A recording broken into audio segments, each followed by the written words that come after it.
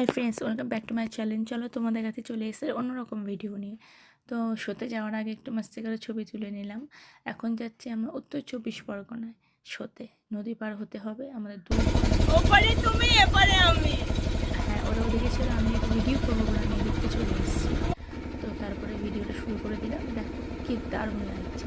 তো আমরা বিকেল বিকেলে পৌঁছে গেছিলাম, যেহেতু আমরা তাড়াতাড়ি নৌকাতে উঠেছি। আমরা 2 ঘন্টা থাকতে হবে নৌকাতে, যেহেতু অনেকটা দূরে শো, তখনও সূর্যটা ডোবেনি। তো সূর্যটা তোমরা দেখো এত সুন্দর লাগছে, ভিউটা দারুণ লাগছে। তো আমরা প্রায় যাই, আমরা রাত্রি হয়ে যায় সেটা, কিন্তু এটা অনেকটা দূরে বলে আমরা তাড়াতাড়ি বেরিয়েছি। আর রাত্রি আমি এই সূর্যের এইটা ভালো তুলতে পেরেছি, ভিডিওটা ভীষণ ভালো লাগছে। তো একটা জিনিস দেখো, এইটা হচ্ছে রামগঙ্গা, কিন্তু জলটা দেখো, আমি তো পুরো সবুজ আর হালকা নীলছে মতন লাগছে, বলতে দেখতে পাচ্ছ।